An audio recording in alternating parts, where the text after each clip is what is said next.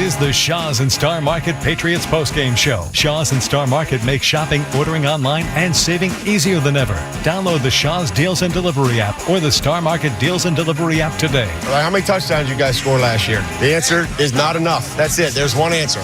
Not enough. We got to score them. The Patriots are brought to you by Safety Insurance, Catches Law, Shaw's and Star Market, Oakers Technologies, your New England Honda dealers, Credit Unions Kids at Heart, Town Fair Tire, Clinton Savings Bank, McGovern Auto Group, and by Valvoline Instant Oil Change. Oh, here we go, go, go. Also brought to you by your New England Ford dealers, Eastern Propane and Oil, Comcast Business, Massachusetts Energy Marketers Association, Drains by James, Live Nation, UMass Lowell, your New England Chevy dealers, Hub International New England, Big Y, your family market, John Dark Credit Union, Devlin Energy, your Massachusetts Jeep dealers, and by FindMassMoney.gov. We're going to have to just line up and play football. All this drawing stuff on the board, it doesn't matter for nothing. And by Reed's Ferry Storage Sheds, Miller Lite, Peerless Boilers, Wendy's, the Peterson School, Dig Safe, Dairy Queen, Autodesk, Blue Sky Restoration Contractors, Eagle Leasing, Webster Bank, Azek Exteriors, Heading Home, your New England GMC dealers, Neshoba Valley Ski Area, Charles D. Sheehy, and by Apex Entertainment Center. Holding! Come on! How do we not see this? Come on! Call it! Now, here's Mark Dondero and Joe Murray. All right, welcome in. It's the Shaw's and Star Market Patriots Postgame Show. Shaw's and Star Market makes shopping, ordering online, and saving easier than ever. Download the Shaw's Deals and Delivery app or the Star Market Deals and Delivery app today. The Patriots make a statement tonight. 33-15 the final over the New York Giants on Monday Night Football. A lot of people coming into the game didn't know if this would be a trap game, a tough spot for New England.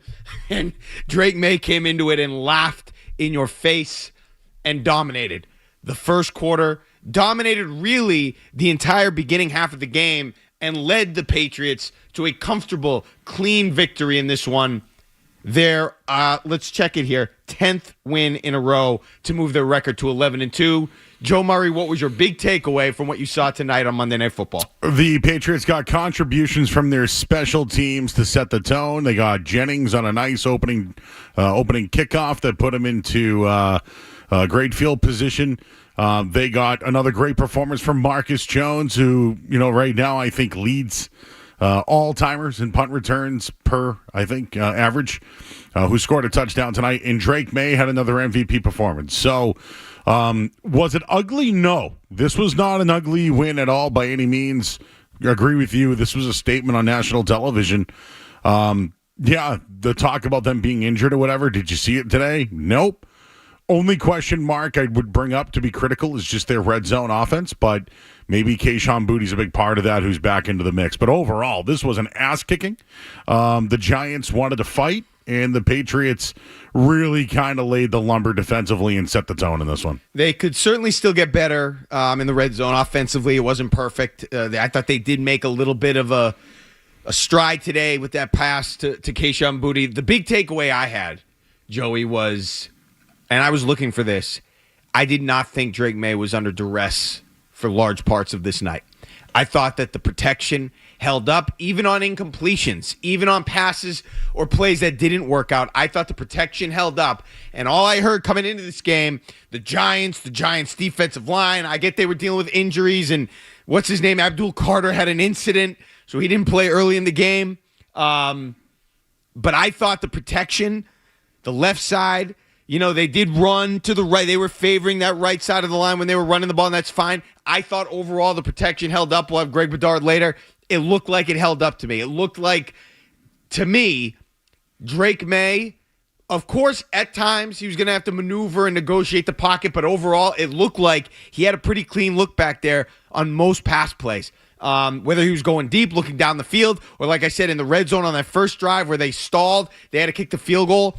The reason he threw an incomplete pass wasn't because of pressure. They had good coverage. I think it was on Diggs down by the goal line, and it went over his head and they couldn't connect.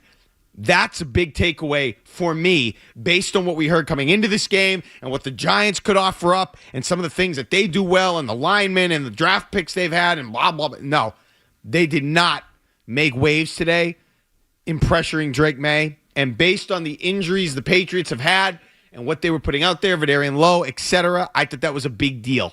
And that was huge for the Patriots and will be big as they continue to move forward here. Yeah, I agree with that as well. And, usually with an offensive line, a new offensive line, you want to establish the run, right? Well, the Patriots weren't afraid to do that.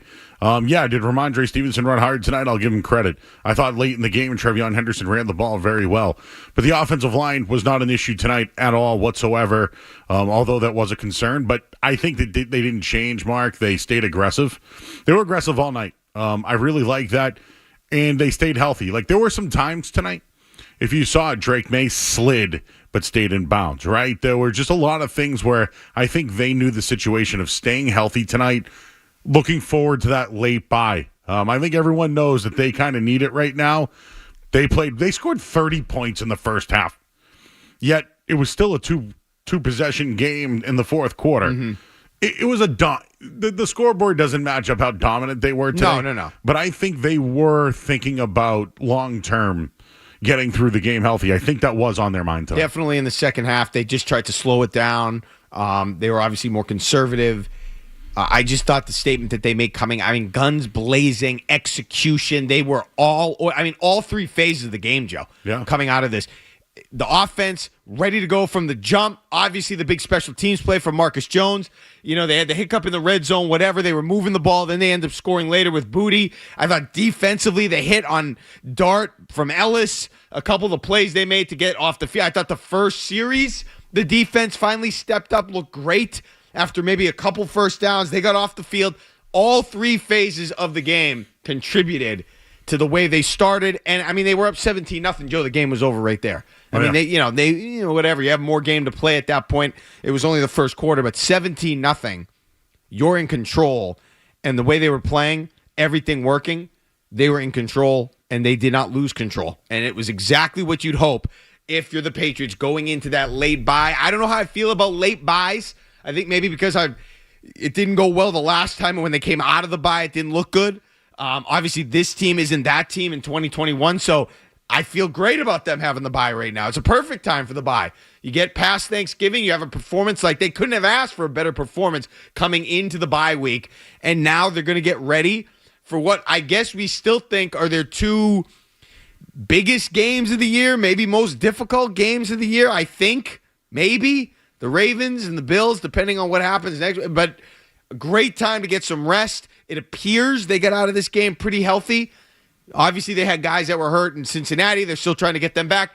But that was a great way to go into the bye and watch Drake May play the way he did. Just puts a cherry on top. Yeah, I know Vrabel's coming to the podium shortly, so we'll hear from him. But just a couple of things I wanted to mention the replacements tonight. Ben Brown, really good. Vidarian Lowe, didn't even notice. Didn't hear him. Corey Durden on defense. I know with Milton Williams out, he makes an impact, man. And I saw Eric Gregory, number 55, all night on the field. So if you want to get into those guys, they really stepped up. Christian Ellis was an absolute force tonight. I've never seen him that physical, but the hit on Gunnar Olszewski literally fumbled the ball and knocked him out of the game. Yep. He had another one on remember Dart ran around the sideline, he crushed him. I remember that one. So what I'm trying to say is he was physical tonight. Yes, he was. And that set the tone a little bit early. Exactly, but he's battling, right? Gibbons has been out there. Yep. There's been a lot of different pieces. So I think all the guys that were the replacements tonight or fighting for time all contributed. If I want to be critical, I didn't like their red zone offense, 1 for 5. There was one blitz pickup that I felt Trevion Henderson, that was on him. It was a sack. Mm-hmm. And just Jalen Hawkins had a dumb foul penalty in that first half. But he did have a pass breakup later on. Overall, tonight they kicked ass. Like, they literally set the tone early on. But it didn't, when they were up 2 scores, it was a little more of a battle than that. But overall, they took care of business. Just wish they were a little cleaner in the red zone. Definitely. I did appreciate them trying to get it. It looked like on one of those drives, a couple of those drives, they tried to get Trevion Henderson a little bit more involved in the red zone. It didn't work.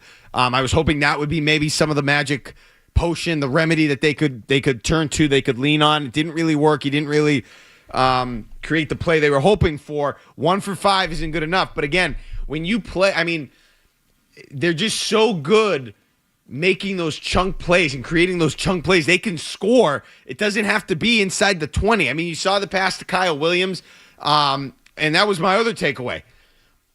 the draft class, I've got people chirping me online. The draft class is a point of discussion. How big was tonight for the draft class? How big has this draft? Like, is this draft class really kind of taking a turn to becoming, a thing and something that might be more successful than it looked like earlier in the season? That's the thing I want to discuss. Obviously, the MVP, I thought, was impacted tonight. That race was impacted tonight. We're going to get into that as well, because Drake May, I thought, was excellent once again. He never looked not in control. He looked like he was in complete command all night long. He had it all working, and just so at ease every time he throws the ball, even down the field. It's just a flick of the wrist. It's pitch and catch, like we've talked about. Pitch and catch every time. Doesn't matter. It's just he knows where he's going with the ball. He makes good reads. His timing is usually there, and I thought he reestablished himself in that MVP race tonight.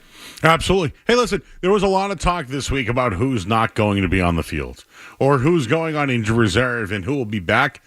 This is my biggest takeaway, Mark. Maybe if I should have answered this earlier. Drake May. He is an MVP candidate. There were MVP chants all night long. Third down, found Stephon Diggs. Third down, find Hunter Henry. Look in the end zone, Kayshon Boutte. Mac Hollins, he tries to go deep to him. It's just this constant, just ball in his hands, he makes the right decision. There's been a few games this year where you're like, oh, wow, who was he throwing to there? I would say maybe 80% of the time Drake May's throws, especially on third down, are extremely accurate. That's who they need to keep on the field. I don't care who else comes in. At some point, maybe the injuries will add up. But for me, as long as he's upright, I don't care who's playing on the football field. 617-779-0985. Let's get a couple calls in before we go to the Mike Vrabel press conference. Jake will lead us off. Jake's in the car. Hey, Jake. Hey, guys. How you doing tonight? What's up? All right, so first half was absolutely amazing. Coming back from the game right now was nothing but perfection.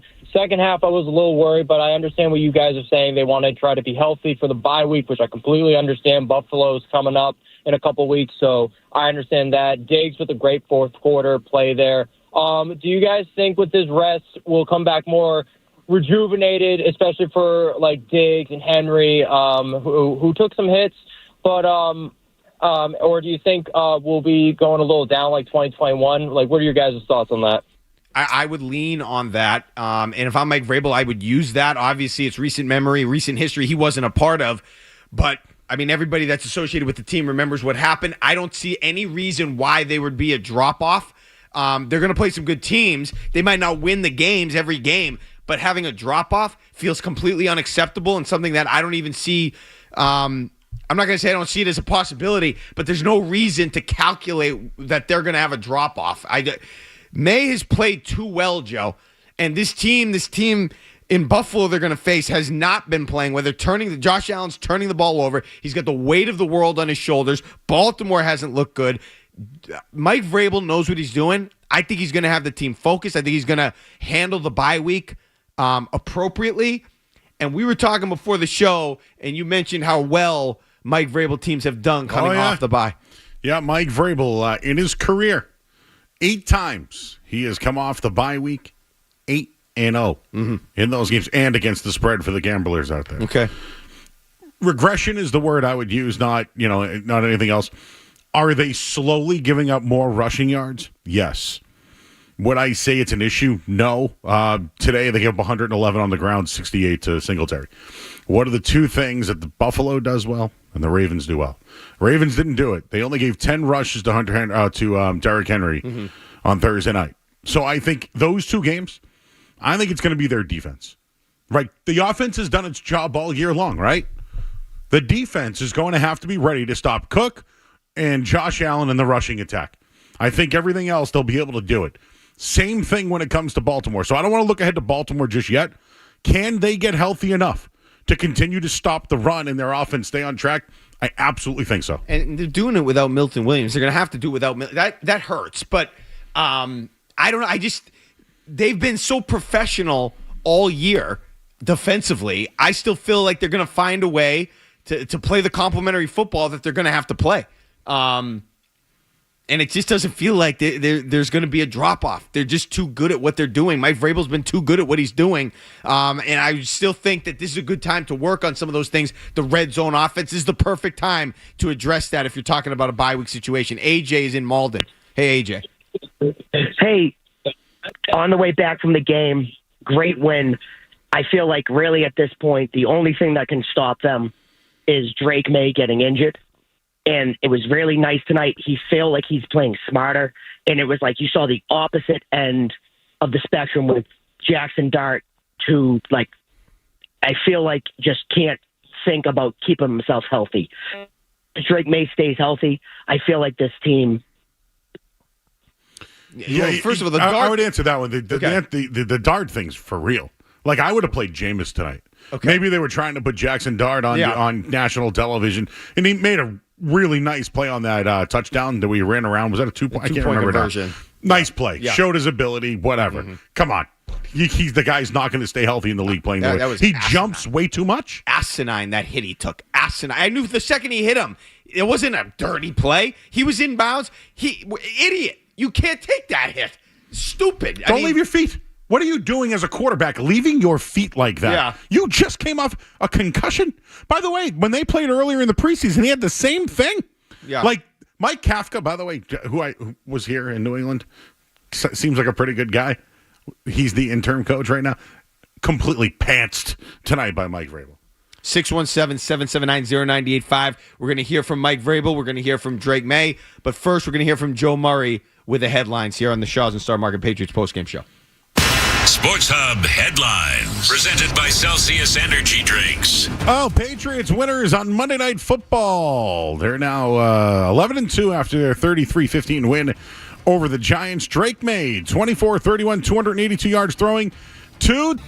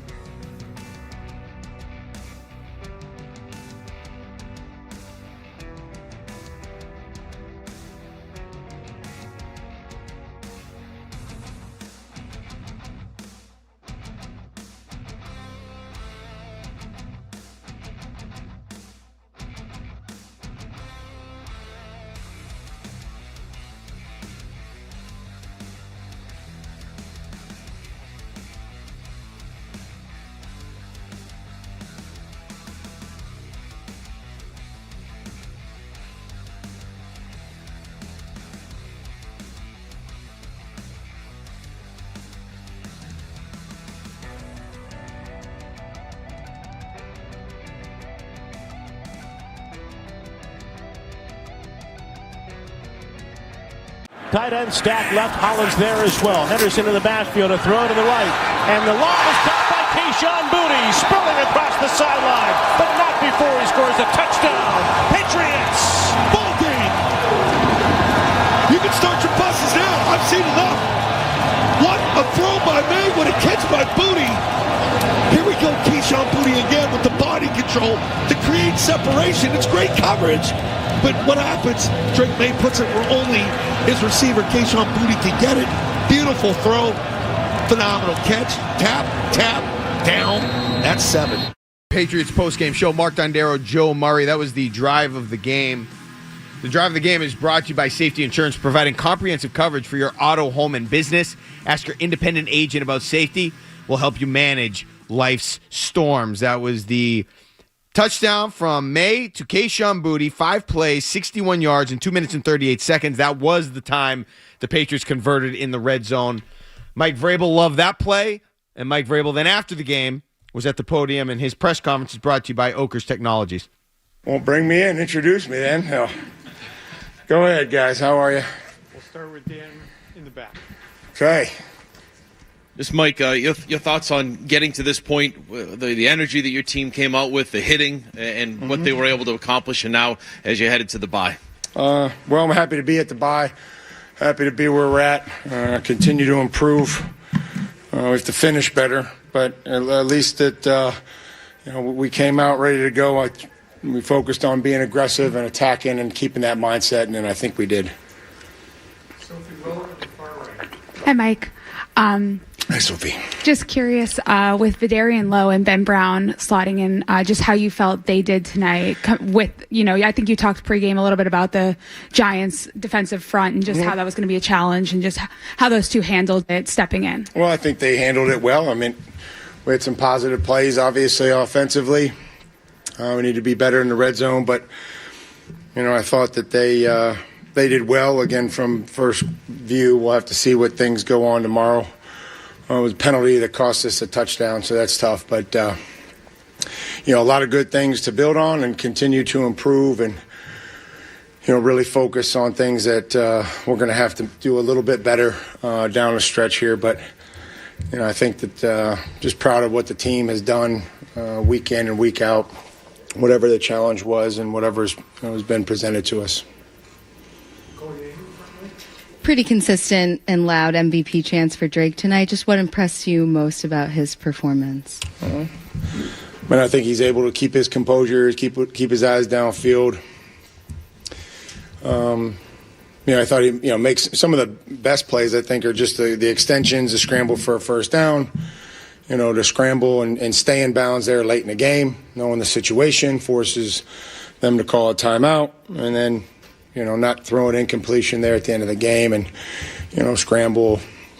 And selfishly, probably could have said, hey, I'm going to try to throw a touchdown and, just go and slide and use the clock. So those are the things that don't show up on the stat sheet.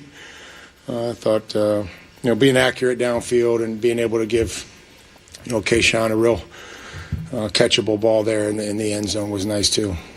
Also, it's December 1st. How much longer are you going to keep the mustache? It'll be gone tomorrow. Tara Sullivan? I couldn't have done all this and not go out on Monday Night Football. I had to. It'll be gone tomorrow. Probably before I talk to you.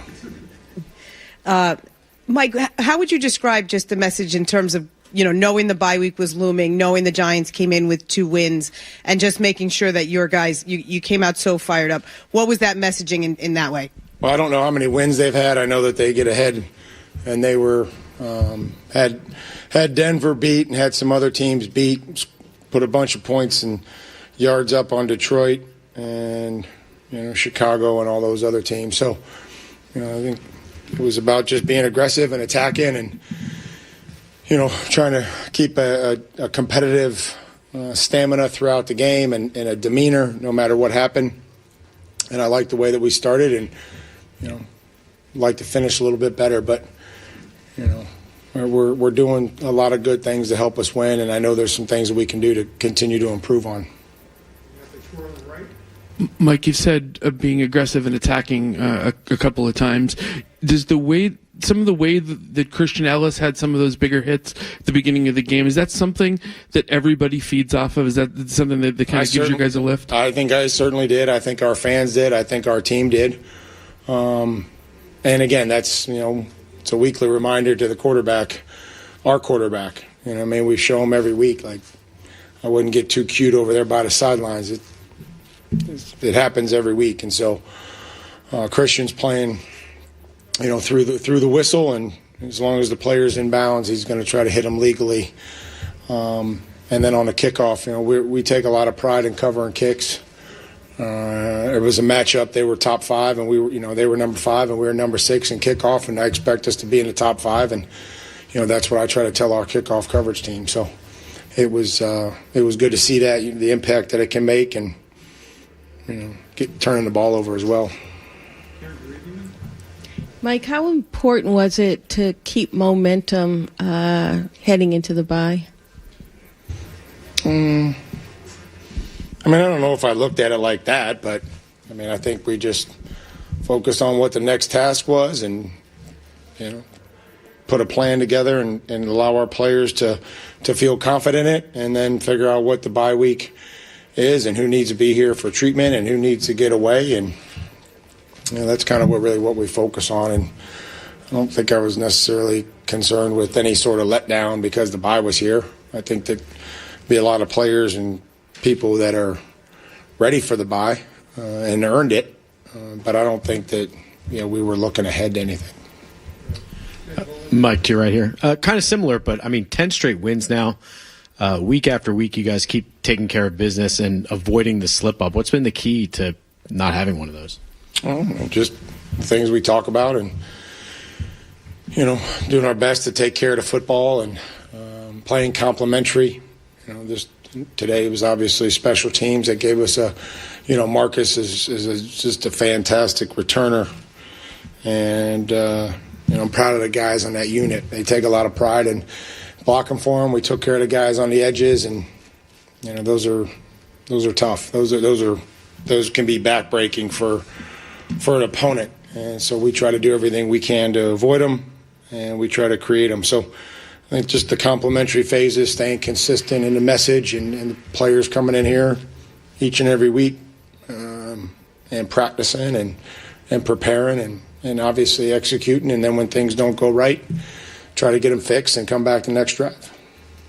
Locker room's open. 3 final questions in here. Andrew Callahan, 3. Greg Bedard, Hey, Mike, whether it's working around injuries, a short week, just using new personnel packages and play calls, the resourcefulness of your team, what has that meant to you in this season? Well, our staff, I'm obviously very thankful of the coaches that prepare our players. I think they've done a fantastic job. Josh and Zach and the defensive staff and Jeremy with the special teams and helping spread the message that I try to have each and every week. But then ultimately it's on the players. It's always be about the players, and trying to give them a plan that they believe in and that they can go out there and execute, and whether that's different guys at different places. I'm proud of them, and I'm happy for them that they can have some success, and I think people can see who we have, and the next guy steps up and can play and produce. Taylor gave his back, so Greg, you've got the last question. Mike, Taylor, you can ask your question. Just what did you think of Drake's performance tonight? He seemed to be in control and didn't seem to be bothered by the issues with the offensive line with guys out. Yeah, I wouldn't say that was an issue. We put the next 2 guys in there, and Ben's been ready for his opportunity. Verdarian's been working hard and worked hard in the offseason to come back from his shoulder, and so again, I get those guys a full week of practice. I thought, Drake is, I think he's realizing what he can be and what the impact that he makes on this offense, and being a conductor. He's hard on himself. I think that he challenges himself as well as his coaches, and he means a great deal to this football team, and just being able to not get rattled and escape or pressure and find Ramondre or scramble, and then when we do have time and he sees a guy win and put a ball, great spot there for Kyle to make a huge play, or Kayshawn down there in the red zone. So a lot of third down conversions. So again, very appreciative that he's our quarterback. Can you speak to the effort of the defensive line with so many guys missing or banged up, and also Elijah Ponder getting some more opportunities inside as well? Well, Corey Durden's been playing a lot for us, and we brought him over here from the Giants practice squad, or from the Giants. They let him go, and again, that game meant a lot to him. They told him that he wasn't good enough to play for the Giants, and we thought that he was good enough to play for the Patriots. So I'm happy for him.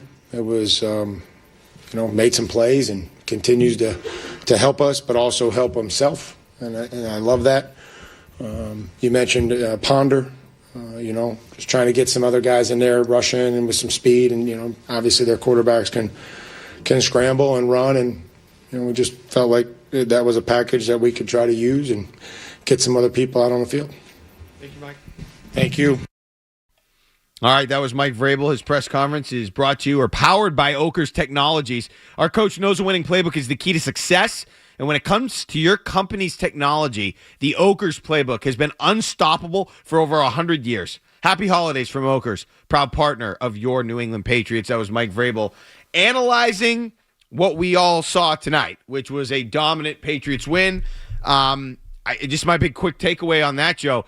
It really feels like they're still trying to kind of work with Drake May on this whole running thing and hammer. And I like what he said about the Jackson Dart thing. Like, yeah, hey, our quarterback, take a look at what happened there. Don't be stupid like Dart was. Stupid.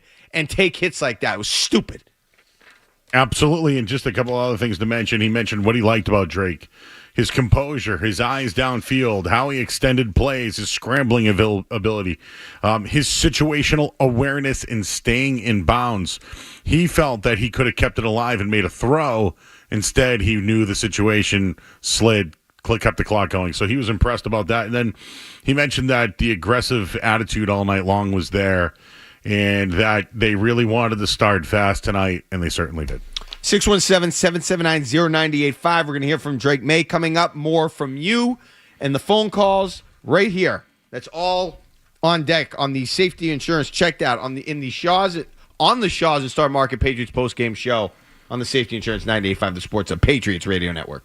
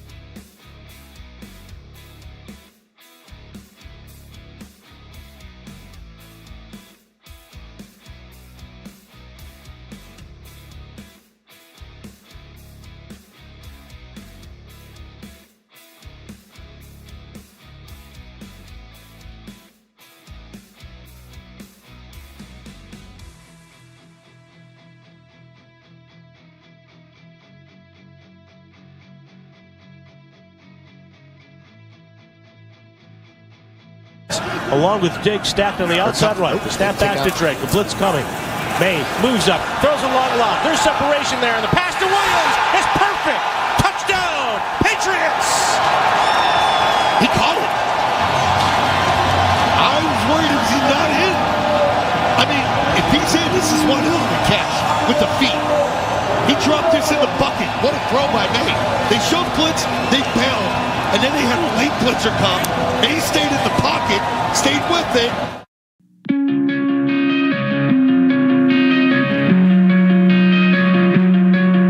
All right, back here on the Shaw's and Star Market Patriots postgame show with 24 completions by the Patriots today. Catches Law donates another $2,400, which brings the Catches for College season total to $27,600. The Catches Cares Scholarship ensures financial hurdles will not prevent students from pursuing their dreams. And with that, Drake May at the podium a little while ago. His press conference brought to you by your Chevrolet dealers. Here we go. Every time.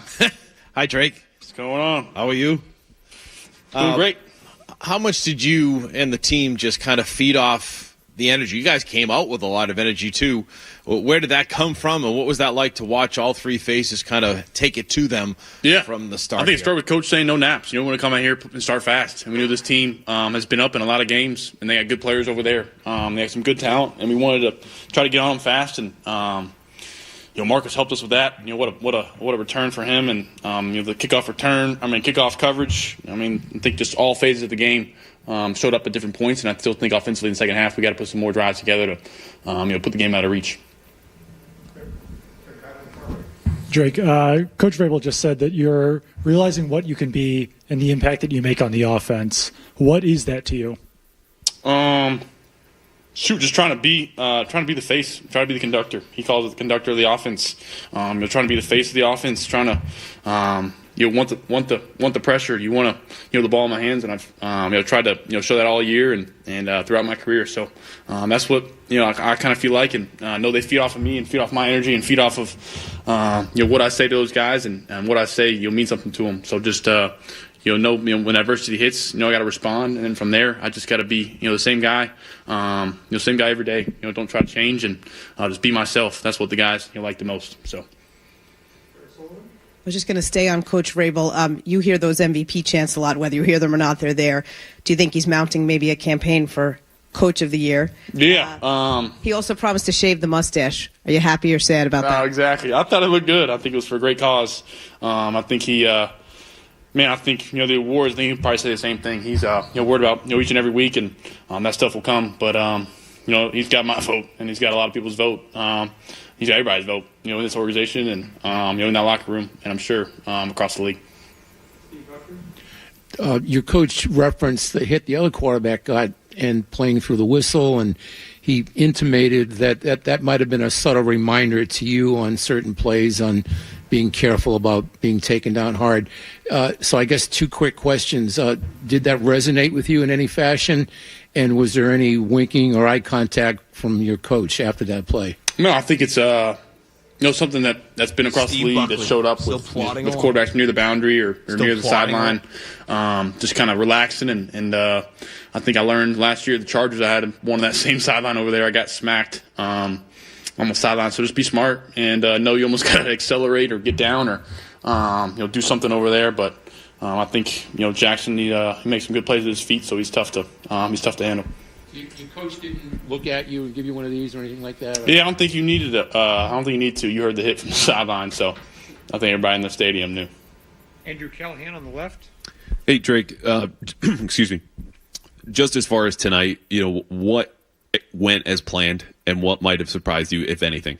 I think starting fast. Went as planned. That's what we wanted to do. I think we got some play designs that coach had, and we practiced all week that worked. And I think that's the biggest thing is that you knew they had the new coordinator calling it for the first time, so they're going to bring some stuff that we didn't expect. And I think we tried to handle the guys up front. They had a great rush, great players up front. I thought the guys did that all night. The one sack we had was my fault, and I think from there, I think just coach saying no naps. I think we need to do a better job in second half of living that and putting them out of reach and getting in across midfield and putting a drive together to score a touchdown. Hey, Drake. Backups today at left tackle and left guard. What was the key for you guys on offense to kind of minimize that impact, I guess? No, I told them I had full faith in them. We got a lot of reps last year of dropping back and, trust those guys. And I think they're great players, and they've stepped up. Like I said pregame, I think they've stepped up all year. Anybody's been thrown in the fire, and just proud of them for working hard and learning this offense and, staying on the same page and being on the same page all night and doing a great job tonight. Alan Siegel? Drake, sort of a two-pronged question. How cognizant were you guys of the bye and wanting to win going into the bye? And secondly, how much of a need is this team in need of this bye for both a physical and mental standpoint? Yeah, I think wanting to win before the bye. We're trying to want to win every game, and I know it's it'd be kind of don't want to leave off on the bye on a bad foot with a home Monday night game. So I think it was important for us to play on Monday night and show up for our fans, and it was a game that we didn't want to take lightly. And I think the guys did that. Proud of those guys for that. And then the bye week's huge. It felt like a long time coming, but we're here and we got some important football after the bye week. So we're looking forward to staying and getting healthy and having guys want to get better, and looking forward to getting some guys back and make a push when football starts to count down the road. Drake, have you ever been on this kind of role in either this sport or any other sport? Hoops, golf, anything? Golf, I like that one. My brother's, this summer I was on a roll a little bit. No, but I think back in high school, we won 13 straight. But really, I think in college, I think we may have won 8 or 9 straight. Yeah, in football, both in football. But no, this is a different beast. This is the NFL. So. Me personally? Yeah. What do you mean by that? Your play. Oh, my play? Yeah. Oh, with Darren. Sorry, I don't know what you're asking. You kind of backboning 10 straight wins. Oh. Shoot, I wish it was all me. There's a lot of people in this locker room, this organization that play a big role in us winning games, and just like you showing up every day and making fun of y'all for being in the locker room on a Friday, asking us questions after practice. These guys do the same thing. They show up every day and they want to get better. And I think I was proud of the guys from this team we have, and I love being around them. Yeah, Drake, they scored to make it 2-possession game. So kind of was there any discussion going into your final drive just to ice the game? Yeah, it was big. It was big in the second half. You knew that they got a good offense and can move the ball. So we had to put a drive together and put one down at the end to kick a field goal. And like I said, we won't be satisfied with that. Got to try to punch it in and get the game really out of reach. But our defense has made big stops in the fourth quarter all year long, and just proud of these guys. Like I said, and good Lord has treated us right, and we got to keep going. So thank you guys. All right, that was Drake May at the press conference there. Drake May's press conference brought to you by your New England Chevy dealers and the Chevy Silverado, where dependability comes standard. We're going to react to that. We're going to get back to the call, 617-779-0985. We're going to get a headlines, but first, let's pause 10 seconds for station identification on the Safety Insurance 98.5, the Sports Hub Patriots Radio Network. From the Town Fair Tire Studios, this is Boston's home for sports. WBZ-FM at HD Boston 98.5, the Sports Hub. Sports Hub headlines presented by Celsius Energy Drinks. Patriots going to the bye 11-2. They win tonight 33-15. They beat up on the Giants. Drake May 24-31, 282 yards, 2 touchdowns. He had 1 taken away. But Kayshon Boutte, he went into the end zone. Kyle Williams, another one. And Marcus Jones, he added the punt return for a TD. The defense held Jackson Dart to 139 yards passing. There was hitting. There was...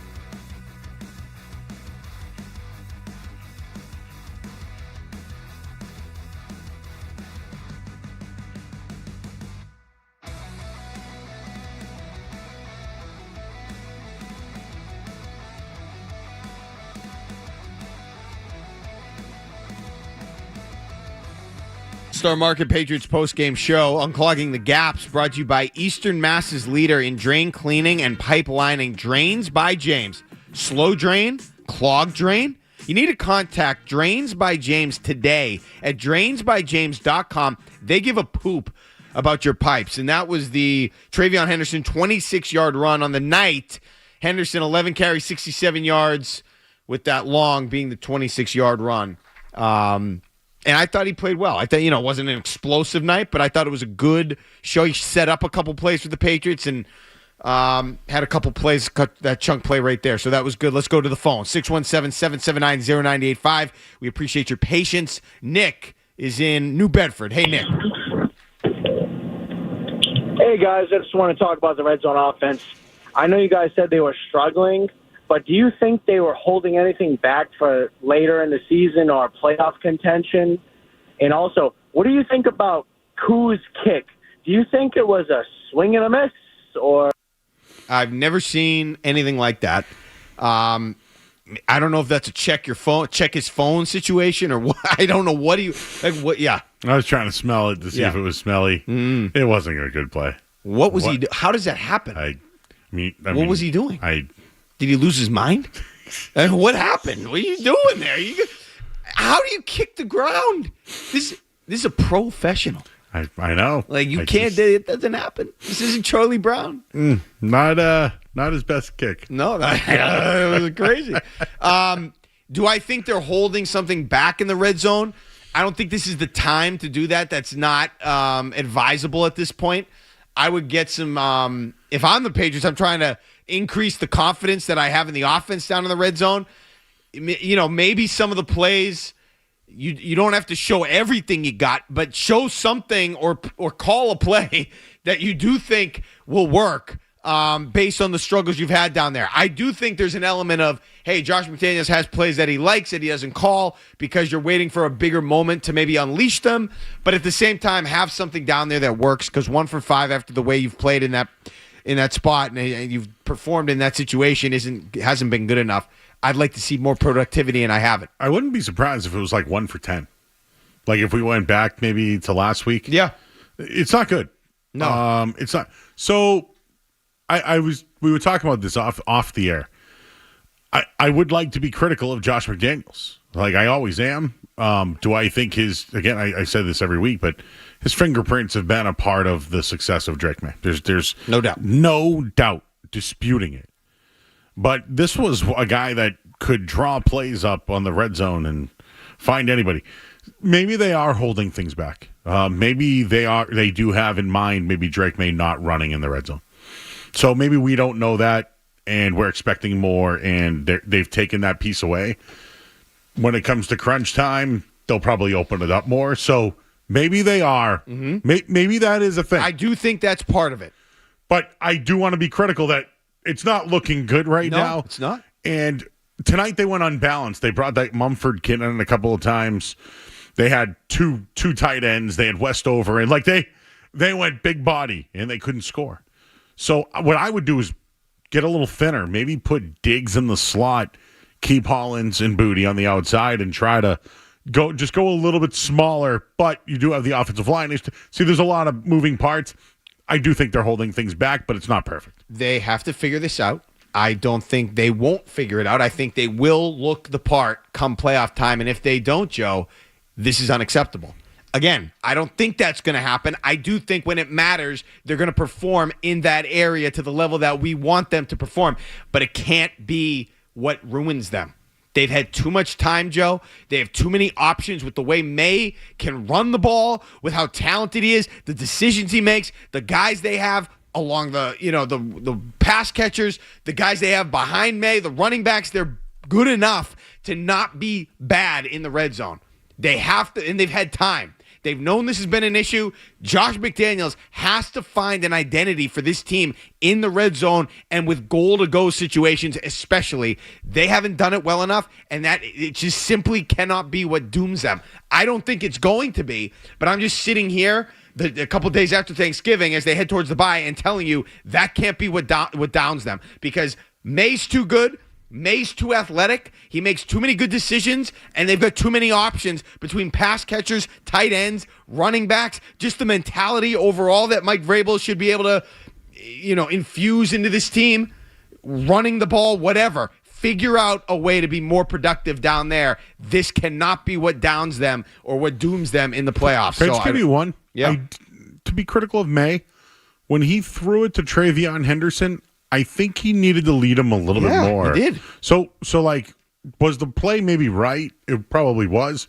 But I think May was being protective because there was a defender there. I think if they watch that one on the film, May is going to say, hey, that's on me.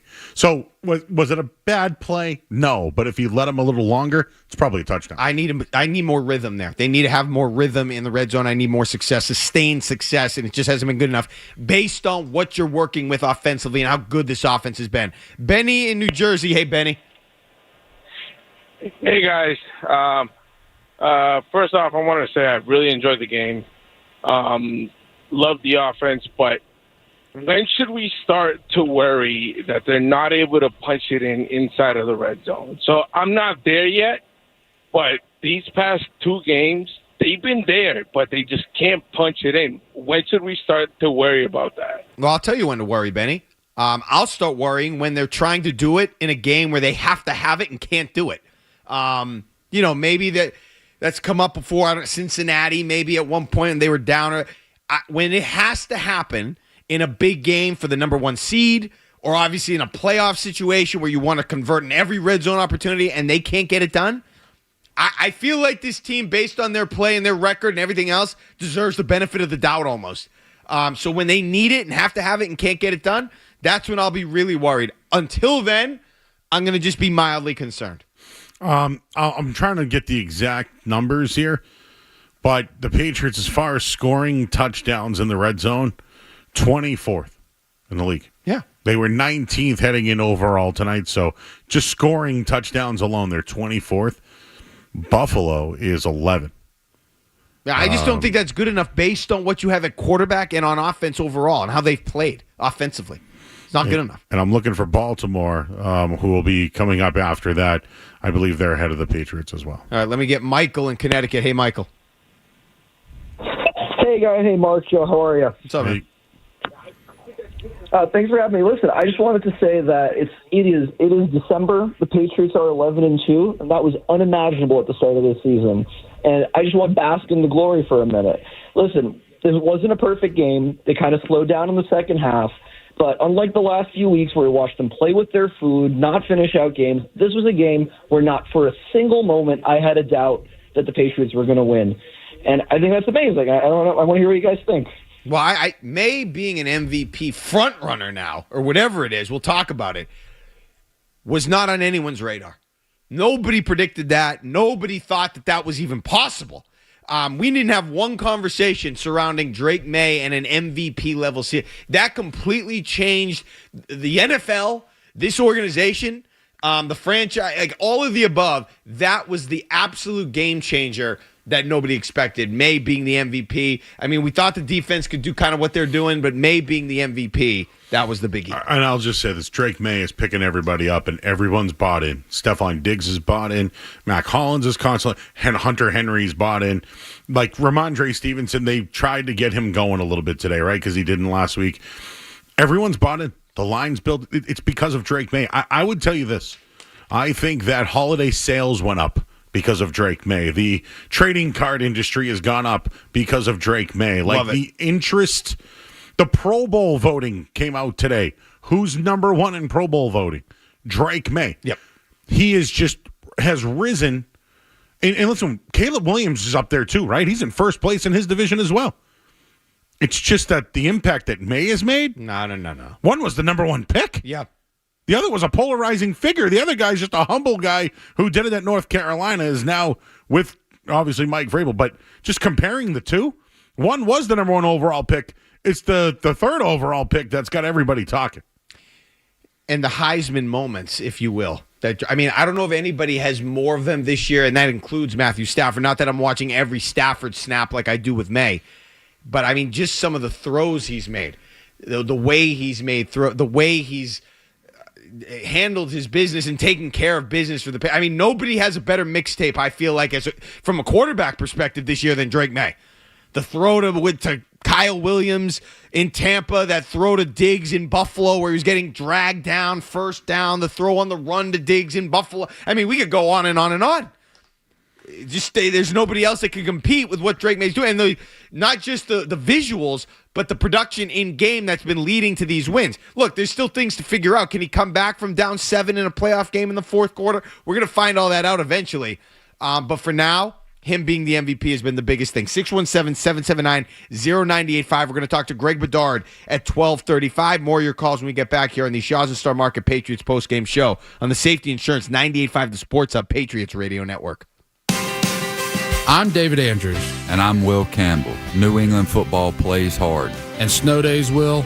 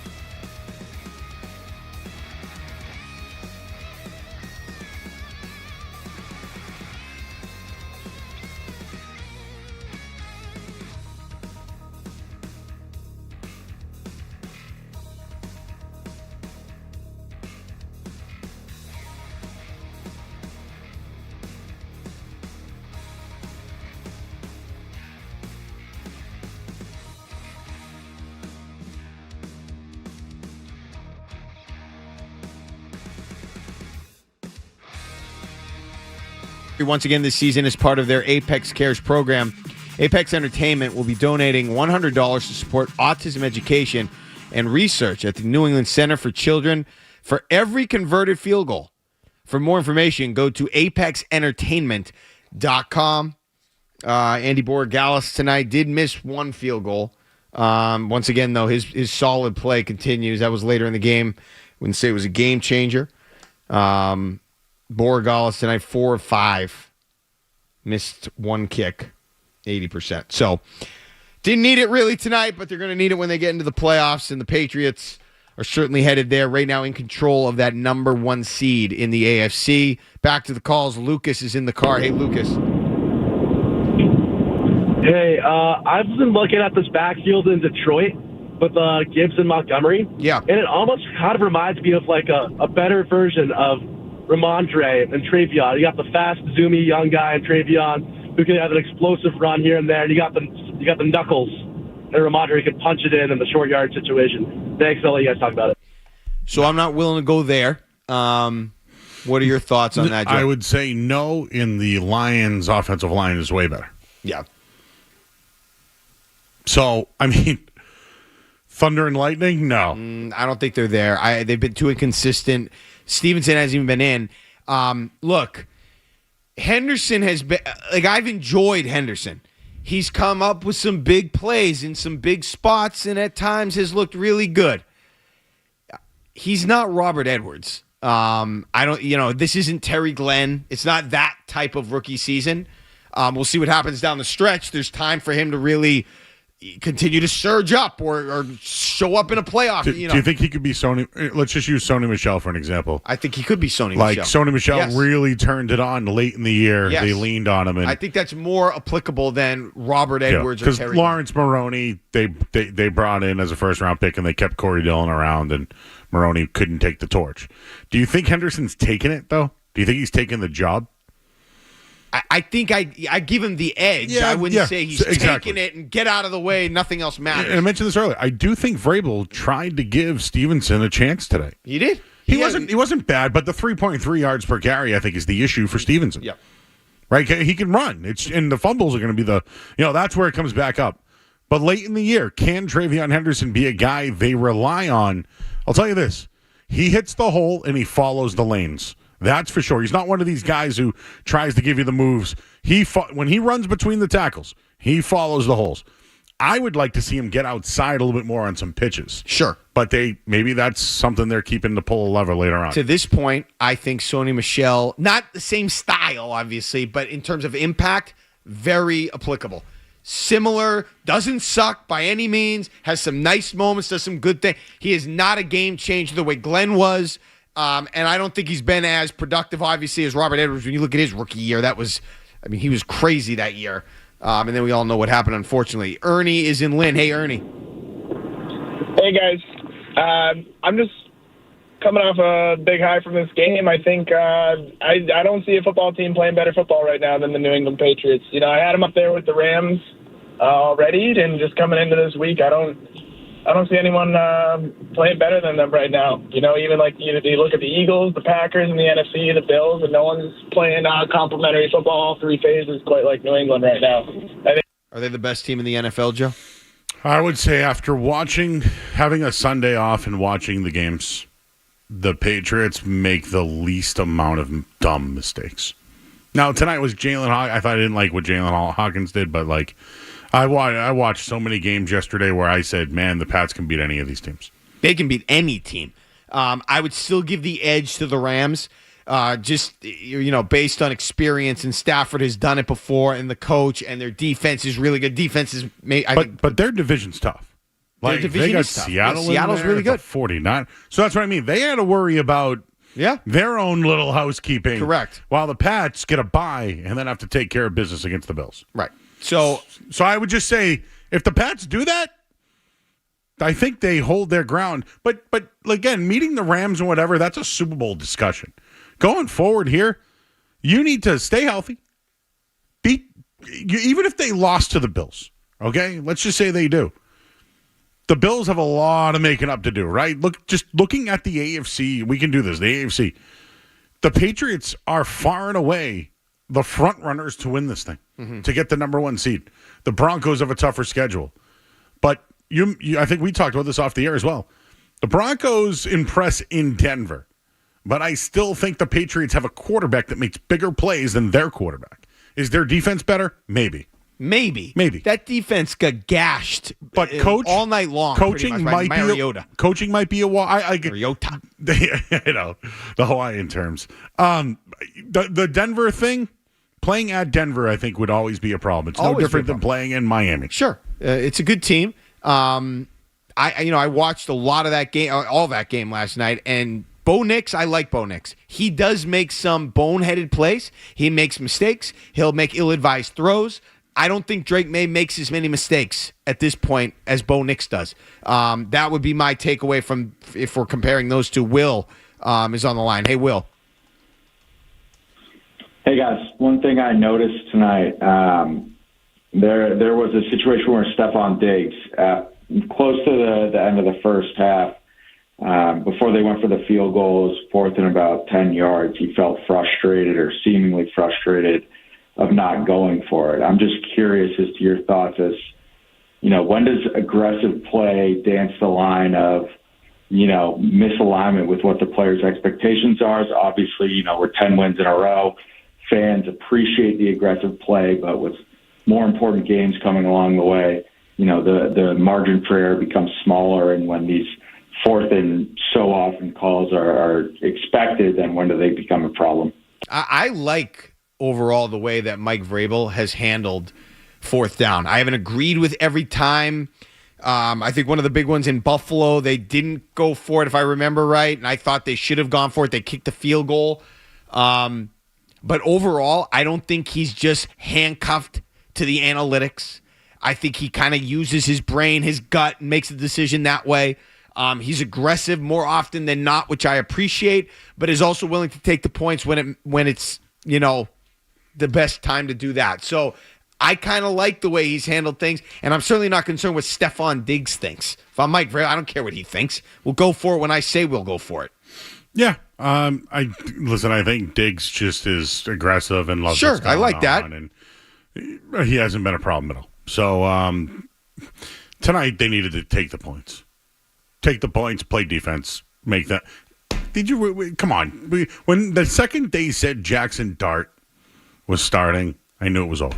See, I actually thought Jameis could give him a problem. 100%. I actually, with the way they played tonight, I don't think it would have mattered, but I thought Jameis would have been a stiffer challenge. I think Jameis would have tested all the corners. Yes. Like, I don't even remember seeing Christian Gonzalez on the football field tonight.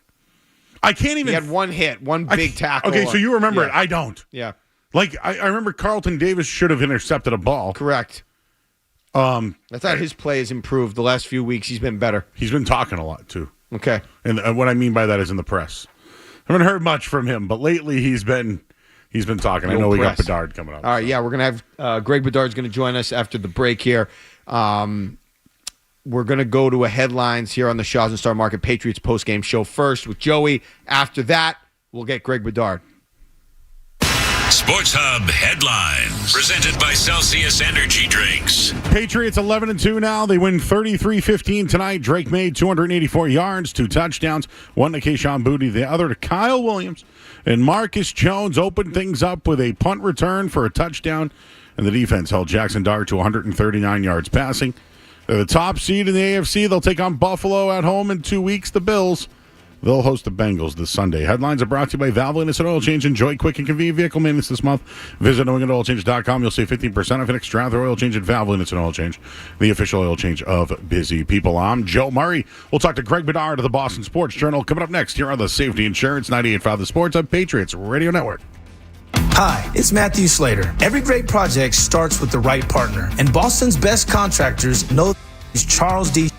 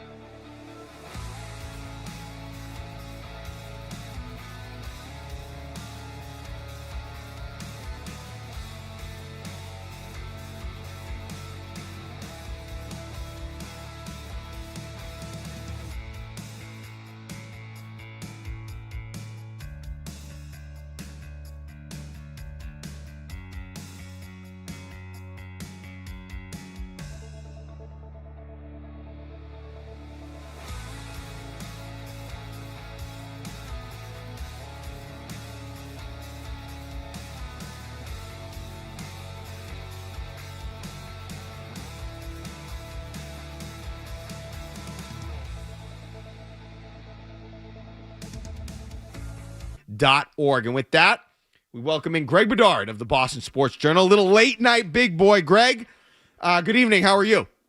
Good. How we doing, fellas? We're doing great. So tonight felt like, to me, Greg, a bit of a statement game for the Patriots. And I'm just wondering, what statement, good or bad or whatever you want to go with, did they make to you tonight? That is a very good question, Mark. What statement did they make to me? I think it's just that, I guess I'll just answer it this way. The thing that I was most impressed about this game is that, both these teams are going in the bye. We know they're different, 10-2, one's 2-10. The Giants over the past month have played pretty spunky football. They've looked pretty good on film, and that the Patriots took the field. I don't know what Mike Vrabel said to them. I don't know if any of the players have revealed post-game, sort of how he set the tone. But just the way they took the field tonight on a mission to dominate this team, I think the idea, listening to, like Drake May talk after the game, I think it was that they really wanted to come out and get off to a flying start and sort of take the wind out of the Giants' sails, sort of not give them any cause for belief that they could win this game. And I was just very impressed with how they came out determined to dominate this game in all three phases, and they really did. It was really impressive. Yeah, Greg, I'll use the word urgency. You mentioned the fast start. It was certainly there tonight. There was also, the hits were there. The physicality was there. I mean, I thought they set a tone. So overall tonight, it sounded like that was, to your point, maybe a message from Mike Vrabel, but also, hey, let's go out and hit because the bye week is approaching. Could that have been the mentality? That, and I wouldn't be surprised. I wouldn't put past Mike Vrabel to maybe challenge them a little bit. I wouldn't say, their manhood or anything like that, but just, they didn't have the greatest of efforts against the Bengals and just basically barely escaped with a victory. And I could see Vrabel's one of those guys who, knows how to push buttons. He knows how to get under people's skin. He could have been after those guys, really challenged them this week. But you're right. I mean, Christian Ellis sort of set the tone with the hit on Jackson Dart and then the hit on Gunnar Olszewski, and also, Marcus Jones sort of, whether it was the hit on the sideline or the punt return, it just sort of injected life into this whole place, into the sideline. And then from there on out, I wouldn't say it was a complete 60-minute effort because the Giants did threaten to make it a game at one point. Not that you felt that the Patriots were in any danger of losing this game, but the physicality up front was really good. They hit throughout. Helps with those Monday Night Football mics out there that you could really hit it. You could really hear the hitting. I was very impressed with after 13 straight weeks of playing football. Knowing that you have the bye week coming up, that they went out there and sort of laid it all on the line in this game and really imposed their will on the Giants. We're on with Greg Bedard of the Boston Sports Journal. Greg, a lot of the chatter, I guess, coming into the game was centered around the Giants and some of the things they could do on the defensive line, and people were even concerned a little bit with the matchup based on how they've played. How did you see the Patriots' protection tonight, and how did they hold up to you overall? Well, overall, I thought it was really good. Not that surprised me. Let's also acknowledge that they were helped out by the fact that Abdul Carter was benched for the first quarter and definitely changes things. Mike Kafka was peppered by the New York media after the game about this quote-unquote coach's decision to hold out Abdul Carter. Second time he's been benched in 3 weeks. Mm-hmm. But I thought they had a really good plan. I knew that Josh McDaniels would have a plan, changing his pitches and how they did things. But I do think a big part of the execution of all this, was Drake May, where he is right now as far as the ownership of the offense and his protection, that he understood there would be times where Vidarian Lowe would be one-on-one with Brian Burns and that he would have to get the ball out quickly and he couldn't hold the ball. that just from last week against the Bengals, there were, 3 or 4 times where there were free rushers that sort of confused Drake May and got him hung up. And then, as has been the case all season this year with Drake May, he learns from that field, makes corrections. The Giants had a bunch of free runners as they were blitzing more in the second half to stay in the game. And, not only was Drake completing a high percentage of those, he wasn't taking hits. He was getting rid of the ball timely. So I thought, all the way around, it wasn't perfect. Ben Brown had a holding penalty. Travion Henderson got blown up, on a sack. But it was really good overall. I mean, Dexter Lawrence is one of the best nose tackles in the game. I barely even recognized him or noticed him in this game. I thought they did a great job overall. That goes from the coaches to the players as far as execution. Greg, just to piggyback on the Drake May stuff, Mike Vrabel mentioned his composure, keeping his eyes downfield, extending plays, scrambling. He also referenced Jackson Dart and to look over on the other side and, talked about staying in bounds and situations, etc. But let's just talk about the red zone situation. 1 for 5 tonight. The pass to Henderson, I think that was on May. I think he could have let him a little more, would have been a touchdown. But overall, why do you think there is struggles in? Do you think they could be holding some things back that they don't want to show at the moment until maybe, the playoffs, et cetera? Could that be a reason why they have some struggles? So, I'll have to go back and look at it, obviously. I didn't think it was a huge issue in this game. The touchdown passes were, let's see, 3 yards. I guess that would have been the one time they did convert. Williams was 33 yards. One of them was at the end of the first half, so it doesn't really count or shouldn't really count. I know it doesn't look good and it won't look good on their stats, and definitely they need to improve. To answer your question, I do think they're holding some things back. I think, involving Drake May in the run game, the pass game, all that stuff. But I also think that part of it is, and this is sort of the next, maybe during the bye week or coming out of the bye, this is where you would like to see Drake May take another step, is that I do think, his inexperience in those compressed areas where he's just got to, the read's got to be a little bit quicker. The decisiveness needs to be a little bit quicker. Some of his accuracy, I know, Hunter Henry, I think he threw a little bit behind him, Henderson as well. I'm not overly concerned about it because it just seems like any shortcoming that Drake May has, he's going to improve at it. But, of course, I'm sure there's some things Josh McDaniels wants to do. But, let's be honest here. If you can't run the ball well at all, and the Patriots continue to not run the ball well at all, you're kind of going to be a bad red zone team. I mean, you can't just rely on the pass game and scheming things up and all that. Like, they got to get the run game going. I mean, the best red zone teams in this league, I was looking at this this week.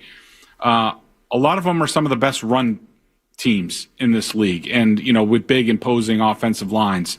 Teams like the Eagles and the Lions and the Rams as well. So I wouldn't say it's. I would say it's an offensive wide issue that, definitely needs improvement. Well, they got about a month to figure it out. More with Greg Bedard of the Boston Sports Journal when we get back, including what did this game and this weekend do to the MVP race in the NFL. That's coming up next on the Shaw's and Star Market Patriots Postgame Show on the Safety Insurance 98.5 The Sports Hub Patriots Radio Network.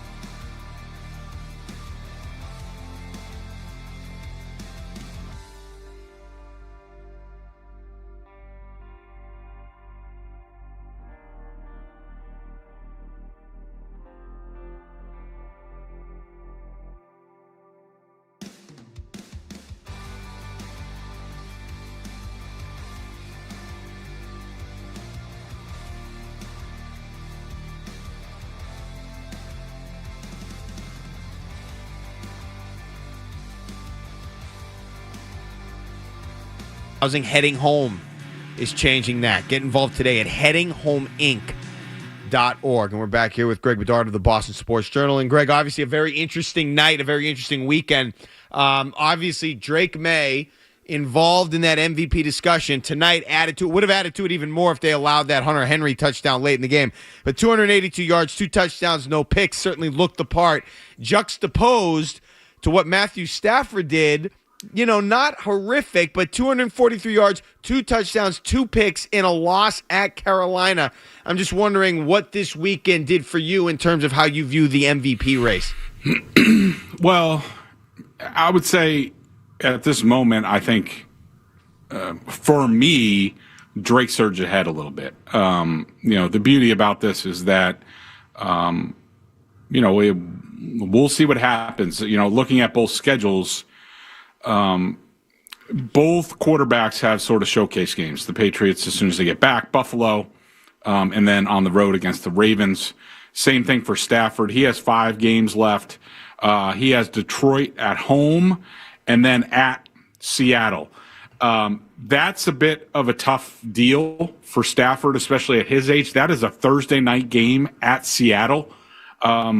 I think it's going to be – we'll know who the NFL MVP is after that because they have the Cardinals, the Lions, and the Seahawks. The Patriots – okay, so the same time that the Patriots are playing the Bills and the Ravens, the Rams are playing the Lions and the Seahawks. I will say it's a little bit tougher for Stafford with that Thursday night game, as I said.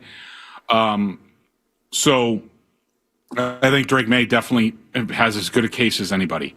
I could tell you that I do wonder, and we'll see how it all plays out. Hopefully there's one that goes to the forefront, but I will say I do think there's a bit of an element here when it comes down to the voting, and some of these people are my colleagues that I've been around for years.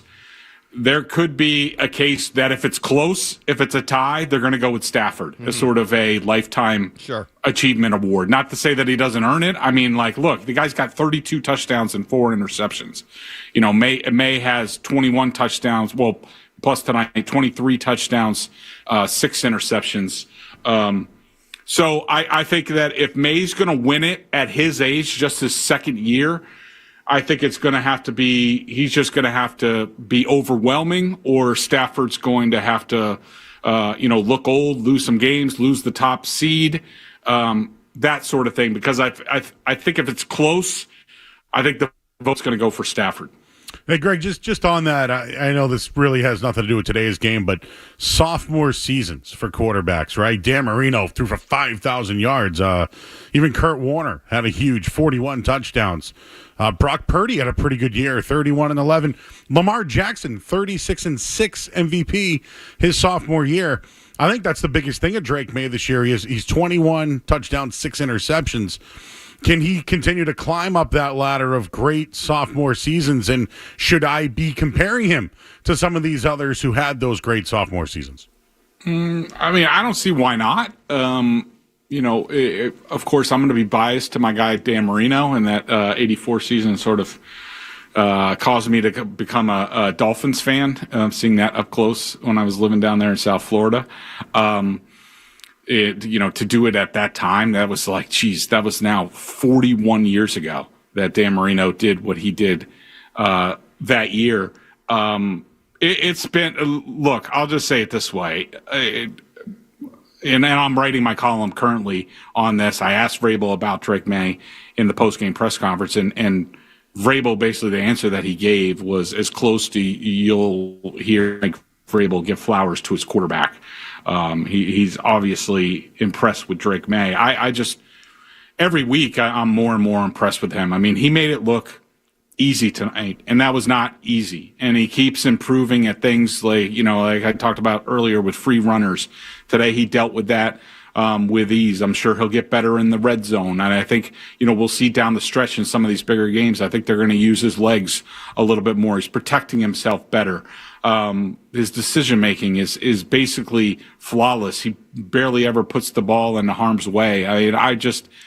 He's having an outstanding season. There's no doubt about that. To look back where we were after week 1 to where we are now, after 13 weeks is just, I can't believe that was the same season that game happened, because he looks like a 5-year veteran at this point, and I can't say enough good things about his performance and the way he continues to play. Greg, just the replacements tonight, too. Your thoughts, Lowe, Ben Brown, Corey Durden tonight, Eric Gregory out there. Just your thoughts on some of the replacements tonight. Yeah, I thought they did a great job. I was charting early Vidari and Lowe and how they were helping him and that sort of thing. And even though it was kind of moot because Abdul Carter didn't play in the first quarter, so it made things a little bit easier. But I was surprised in the early going how much they left him alone, and he did a really solid job. I know PFF has him for like 2 hurries. I think one of them happened there was actually a free, when Drake May threw that ball out of bounds, there was a free runner to that side, and that's actually why Drake May left the pocket. It wasn't because of Vidari and Lowe. So I thought he did a great job. Ben Brown had the holding penalty, but I thought he's always been a really solid player for this team. Corey Durden is a guy who was released by the Giants, who you could tell definitely had a chip on his shoulder tonight, was screaming, playing with energy. Eric Gregory has improved in his playing time since he's gotten here. So, you don't get to 11-2 without contributions from a lot of people, especially guys down the depth chart, as that depth chart is getting tested right now. So, good job by those guys, and the coaches getting them ready to go. Greg, I want to ask you real quick on the just check in with you really on the draft class from this past year. I'm not going to list every guy, but obviously we know Will Campbell before the injury was playing pretty well. Travion Henderson, not exactly Terry Glenn, but making an impact offensively. Kyle Williams caught another touchdown pass tonight. Where are you overall on the draft class and the impact that they're making for this team? I've always, from the get-go, I loved their draft at the time. That hasn't changed. I think they're all really good players who, fit into the system, who do a really good job. It was a really good, I think, sort of foundational draft for this team where they needed guys to come in of high football character and contribute and help make this team better. And I think largely they have done that. Last question, Greg. I just want to ask you, could you try to explain to me what was going on when this man, Young Ho Koo, was trying to move his leg towards the football? What happened there? So I guess I just saw that he talked after the game. I have not seen the quotes yet, but I think from listening to Kafka, I think he was a little bit concerned about the hold, whether it was going to get there. But to me, it looked like he just had the yips. Like, I think it reminded me of my golf swing senior year in high school when I forgot how to swing, where I would just get to the top of my swing and then I just stop. I didn't know how to correct it. It looked like he forgot that he needed a kick. He just blacked out. That was unbelievable in a huge sequence in this game where the Giants were about to threaten to make it a 1-score game, and then all of a sudden that happens. Everybody gets charged up. They go down and score. It was just... Boy, the Giants looked rough tonight. An incredible scene there. Greg Bedard of the Boston Sports Journal joining us. Greg, you're with Felger and Maz. Is it a Big Boy Wednesday this week? Big Boy Wednesday this week. You'll be on with Mike and Tony on Wednesday. We'll look forward to that. Greg Bedard, thanks so much as always. And see you guys. All right, take care. Greg Bedard joining us here at the Boston Sports Journal. We're going to get a headlines with Joey, but first let's pause 10 seconds for station identification on the Safety Insurance 98.5 The Sports Hub Patriots Radio Network.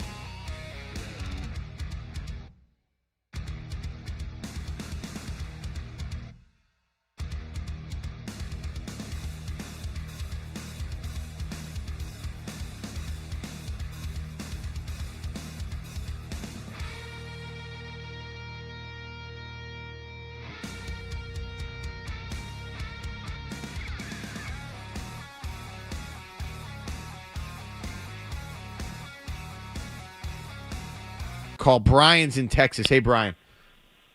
Hey, guys. I was listening to Greg earlier. He mentioned that the run game is obviously kind of a concern, and I think we all can agree on that. I was wondering if offensively, defensively, maybe special teams or anything coaching-wise that you can kind of, address to kind of fix to see, like, what would you do to make sure that these guys can go, the distance? Because I feel like it's kind of wide open, like we've all kind of seen. So I just kind of want to get your thoughts to see what would you address or what would you kind of be most concerned about, I guess. Top concern, Joe. It's running the ball in goal line situations, scoring on the goal line. Mm-hmm. I would go running the football first because Greg said it too. Like, good teams win when they're in the goal line and by running the football. Look what the Eagles did last year. The Chiefs did it. We go back to those Sony Michel days with the Patriots, right? Like, that's what they did. It's what they relied on. Teams who win the Super Bowl, that's what they do. I know Patrick Mahomes, but when the Chiefs did it, it was their running game that really helped them. When it gets into December, this is when the running games and the offensive line and truly the trenches are the difference. It's also what quarterback doesn't make the mistake. Drake May hasn't made those mistakes. He's been very good at it. 6 interceptions on the year. That's amazing considering what we've seen. I would say that is the top concern. But all the other stuff, the more we talk about it, I do think they're holding some things back because they have to. They have to. They can't show their cards now. I agree. I am concerned about the running game because this is a very important distinction that I'm going to make right now. In order to win a Super Bowl and have the best chance to win the Super Bowl, the quarterback needs to be able to make dynamic plays, those elite level dynamic plays. I mean, that's how you do it. That's how you convert those third downs. That's how you come back in a game. You need to be able to be special and that level of special in the playoffs. The difference is, though, Joey, you can't just rely on, despite the fact you need to be able to make those dynamic plays, I don't think it's a good idea to just sit back and rely on the high-flying, high-octane, run-and gun type of offense that we've seen fail time after time. Going back to Indianapolis and the Colts are the greatest show on turf, or some of these, I don't want to call them finesse teams, but those teams that throw it all over the yard, but then as soon as it gets cold, as soon as they go up against a good playoff caliber defense, as soon as they get a team that might be tougher than them, they can't run the ball, they can't throw the ball, and then they're screwed. Okay? Yes, the quarterback needs to be able to make dynamic plays, but it can't just be we're going to throw it all over the yard all day when we want, because we've seen that fail all the time in the playoffs. They need to be able to play defense, which they do, but they also need to be able to run the ball and play a little smash mouth. I don't want to be ground and pound the Jets because that's not good enough either. They didn't make dynamic plays, but you need to be able to run. You got to be balanced. The teams that win are balanced, Joe. And the Patriots, sometimes they're not as balanced as I'd like them to be. This is where I bring up they're aggressive because they were. When the Patriots throw the ball downfield, they're great. I can't tell you a better downfield thrower I've seen. I really can't. No, you're right. That's not hyperbole. It's incredible what they can do when Drake May's confidence to throw the ball downfield. So there are times where I wish they didn't run the ball at all because they just keep moving and moving it. But to be balanced, they got to respect it, right? Teams can play somewhat of a zone on May to keep away his running ability. There's things to control him a little bit or curtail his play downfield. But these next couple of games, Buffalo and the Ravens, they're going to run the football. You're going to have to match that. And my concern would be if they do run the ball and they're successful at it, that's going to take Drake May to be more of a, he's going to have the ball less. The rhythm is going to be a little bit off. Mm-hmm. You're going to have to run the football to open up the passing game. Let me ask you this question: maybe this isn't the best night to ask this question based on some of the things we saw in the hit and everything. Is this a physical football team? Are the Patriots a physical football team? I would say yeah. Okay. Yeah, they're not soft by any means. They're certainly not mentally weak. I don't think they're soft either, but a physical team. I think they're more physical defensively than they are. Well, they don't run the ball that well. I don't want to call them finesse because they're not. Like Matt Collins can block downfield. Right. He's Stephon Diggs is tough, right? Tough. Keyshawn Bootie's been pretty strong on the outside. So I don't want to call them finesse. May's tough. Yeah. May's tough, exactly. they need to be a little bit more assertive on their offensive line. They're probably, I don't want to say, they could be meaner, and they're not. Right. Well, that's what we heard Greg talk about, the glass eaters and all that. They don't have as many of those. They don't run the ball all that well. I think they are physical. They can play a physical brand of defense, especially, I mean, you have to be some level of physical if you're holding opponent, the way they were defending the run earlier in the season. It hasn't been quite as good. I'm not worried because it was so ridiculous earlier in the year. But usually physicality and running the ball kind of match up nicely. And I'm just saying, based on the way they're running the ball, maybe they're lacking a little bit there. And maybe that comes back to the offensive line and what they do, the nastiness that they might not have. I would say tonight they were bullies. Yeah, tonight. Tonight they were bullies. Yeah. So, I think this is the one game where we could say that. Like, they came, but the special teams in particular, but their defense, I wouldn't say that their line is, though. And they've had mostly the five out there all year. That's what Will Campbell was supposed to be, right? He's going to miss time. Can Vidarian Lowe be that guy? He actually talked after the game tonight and said that Drake May had so much confidence in him, and he said that May made him feel comfortable tonight. Like, this is what I'm talking about, the elevation of a quarterback. Vidarian Lowe felt comfortable tonight because Drake May said he was comfortable with him there. Whatever it takes. Look how far it's come. I mean, look, I just thought that he was good tonight. Am I looking at him every play? No, but I didn't see May under duress that much. Yep. And he even took accountability for the sack that Travion Henderson gave up. Yeah. He took accountability for that, which I thought it was Travion Henderson. So, did you see this thing tonight? I didn't see. I missed the duck. Patriots fan brought a duck to the game. Is that allowed? Well, I don't know. How did they get that in? Okay. Was there a symbolic significance to it? The only thing I could think of is Christian Gonzalez because he played at Oregon. But I have no reason. I don't know why. Sports Center. They did make Sports Center tonight. This is what happened. They beat them up because they were bullies, and now they start looking at ducks in the stands. Like, this is what happened tonight. How many times have you seen the kick that wasn't a kick, right? Like, the Giants look like fools on national television tonight. People in New York want their GM fired. Yep. The Patriots are doing this to the league again. I mean, look, this was a good win. There were a lot of people that thought that the Giants might have been a bad match, a bad spot for the Patriots. They had dismissed all of that early and often, and it was dominant. You couldn't have gone into the bye week on a better note, honestly, with the health, that they appeared to escape this game with, the way they played, the way they dominated early, the way Drake May looked.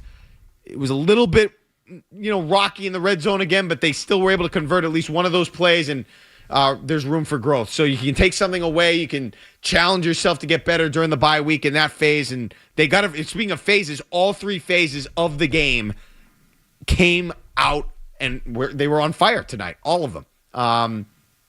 And in terms of the MVP race, I do agree with Greg. I do think if it's close, they're going to give it to Stafford. Let's do it on the other side. Yeah, let's do it. Because this weekend fascinated me in terms of what transpired. So that's interesting to me.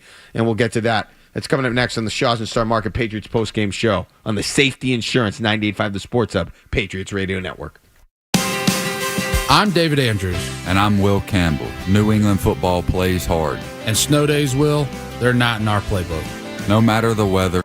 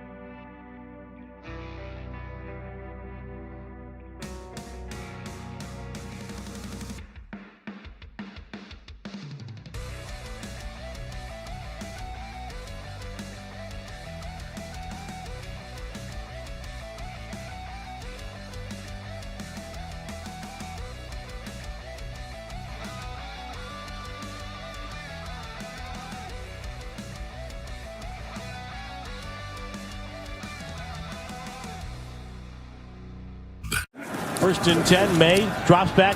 The deep drop off play action. Pumps. Steps up. Throws it wide open. Hunter Henry. Right sideline 15. Across the 10. Inside the 5. And a cadre of Giants will shove him to the sideline. As he reaches the New York 4. That's a first and goal to go. Look at Vrabel down there. Almost fisticuffs again. Vrabel's yelling him to get back in the huddle.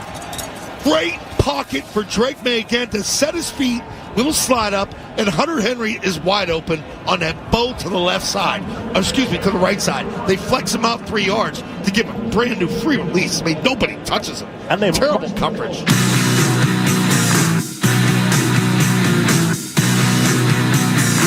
All right, back here on the Shaw's Star Market Patriots postgame show. Mark Dondero, Joe Murray. Drake May has reignited this MVP discussion. I think a lot of people thought it was over after the Bengals game and then Matt Stafford doing what he was doing. But after the performance, Stafford had 2 picks the other night, the other afternoon. They lost at Carolina. They lost the number 1 seed for the moment. And then Drake May does what he does tonight on his way into the bye week. I think you have to re-engage in a conversation, and that's what we're going to do. And I would honestly, Joe, I understand the whole sentiment around Stafford. The stats are there. If Drake May can close the gap a little bit on Stafford statistically, if he throws a few more touchdowns, no interceptions, and Stafford falls off a little bit with a tough schedule, I think Drake May is more valuable to his team. So all right, look, we'll have the conversation. I'll just start with Stafford. Yeah. Drake May doesn't have Devontae Adams. No. He doesn't have Puka Nacua. He doesn't have that type of talent on his team. You could make the case Kyron Williams and Blake Corum are probably a better running duo than Henderson and Stevenson. And they probably have a better offensive line, give or take, call it a wash, whatever you want. Mm-hmm. I do think that Matt Stafford has better playmakers and a system that's been in place for a really long time where the Patriots are still working on reds. Like Devontae Adams in the red zone with Stafford's been absolutely unbelievable. Ridiculous. So I'm just saying that Stafford has a better complementary staff. Is that part of the equation here? Because Drake May was a guy that threw 2 turnovers a game a year ago. No one expected this. He didn't know what he was doing the first couple of weeks of the season. So what he's done in the last 10 weeks, 18 touchdowns, 4 interceptions. He's got one of the top QB ratings in football. And he's throwing to Kayshon Boutte as his number 1 receiver and Mac Hollins and Steph Diggs, like Hunter Henry. And he's, the line has been consistent, but come on, there's 2 rookies on the left side. What Drake May has done, plus his downfield throwing, and on third down, and his running ability, when you use the word most valuable, he is the reason why the Patriots are where they are. So to make a case, though, just to pull up the odds here, because we were looking up off the air. Drake May's the favorite at -135. So for the average bettor, that's $135 to win 100. He is a heavy favorite. Well, heavy favorite. Let's call it that. Mm-hmm. Stafford's +125. In third, this is where you could make a case of most valuable.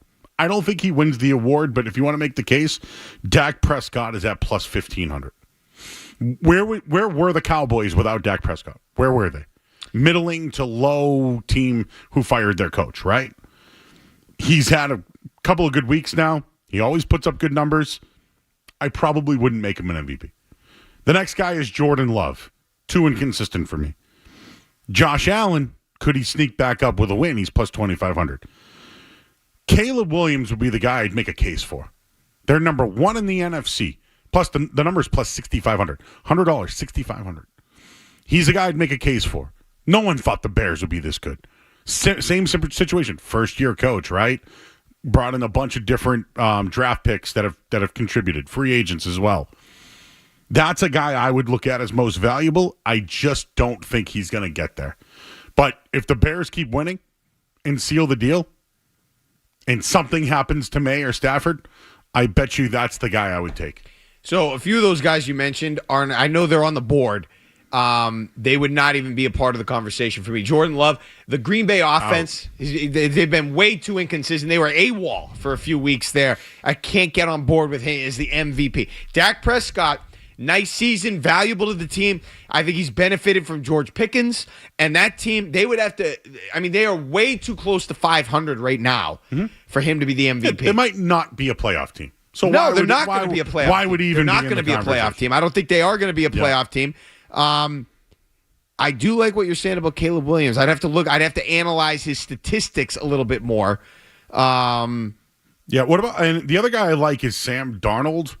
Although he's had interceptions and turnovers, he's got a squad if you really want to look at it. Yeah. Great running game, right? The line's best perfect. receiver Receivers in the game. galore. Yeah. Good young coach as well.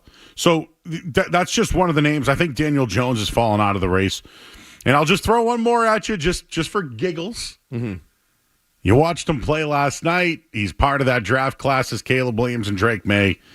Bo Nix plus 10,000 to win the MVP. I don't think it's going to happen. But I'll tell you what. Again, statistically, I'd have to look at his stuff. I would. The record means a lot to me, so I would put him above Dak Prescott. If you're not winning games, what's the point?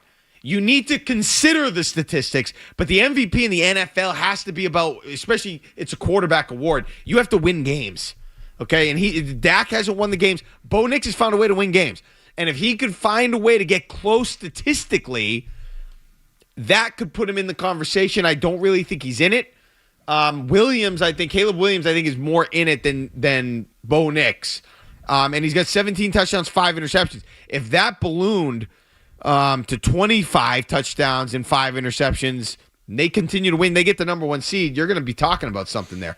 But I just think from a Heisman moment perspective, that might not be the right way to categorize it. Drake May just has more than everybody else. Yeah, signature moments. Going on the road, moments. National television, comeback wins. He's got it. He's got the throws, the highlights, the mixtapes. Let's see what happens with these 2 big games that are coming up against the Bills, a division opponent, division rival, and the Ravens against the former MVP, 2-time former MVP.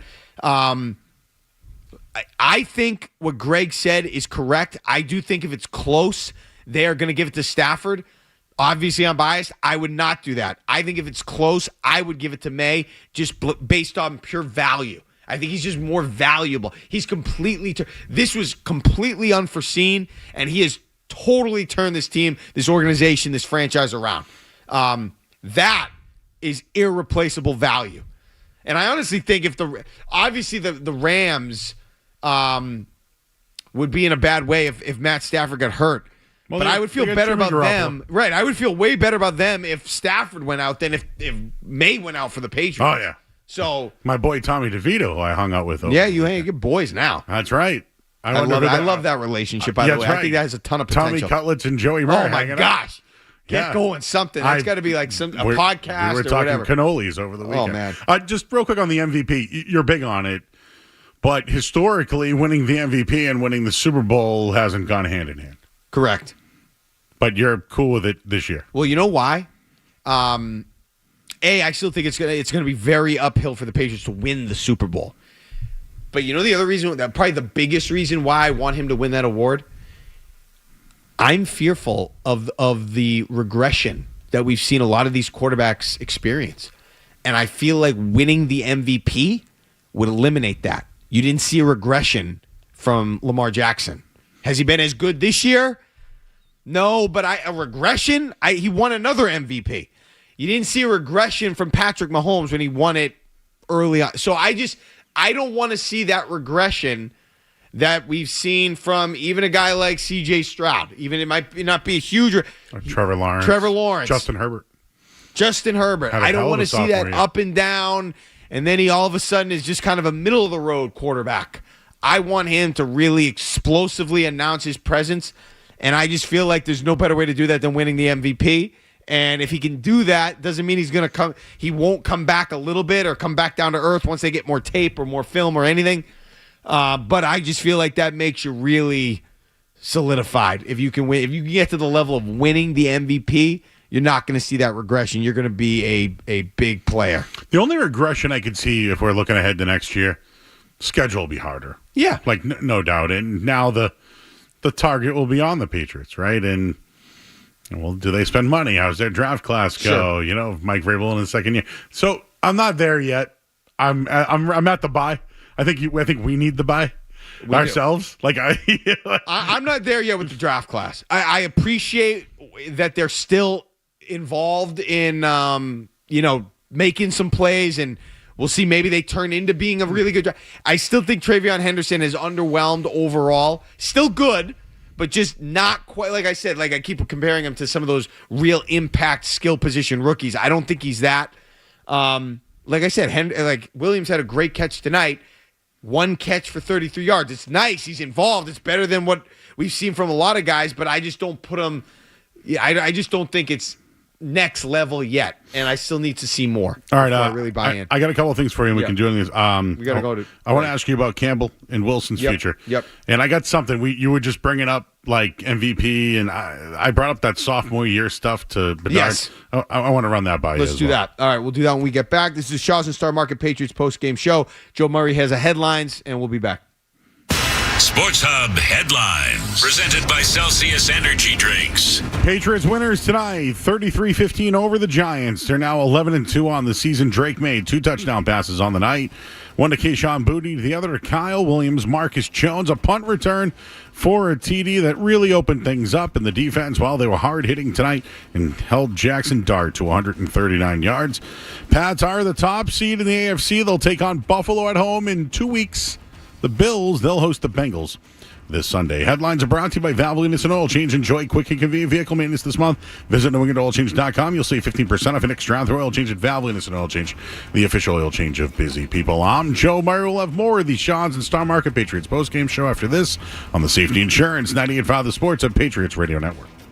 Hi, this is Rob Dinkovich with exciting news. Pepsi, the official soft drink of the Patriots, has teamed up with the Shaw's and Star Market Foundation and 98.5 The Sports Hub for year 2 of Sacking Hunger. Every time New England records a sack, the Shaw's and Star Market Foundation's Nourishing Neighbors Initiative will donate $1,000 to the Boys and Girls Clubs of Boston, up to $50,000 to help end hunger. Learn more at 985thesportshub.com/sackinghunger. Poor Diana in accounting. She fell for an email phishing scam. Computers shut down. And people freaked out, especially about getting paid. Hey! Fortunately, the company had cyber risk coverage from Safety Insurance. Safety covered the cost of systems and data restoration, business income-related losses, and more. Don't let one human error shut down your business. Ask an independent agent about Safety Insurance. We'll help you manage life storms, even the cyber kind. Driving in a Honda Wonderland. It's that time of year again. Happy Honda Days.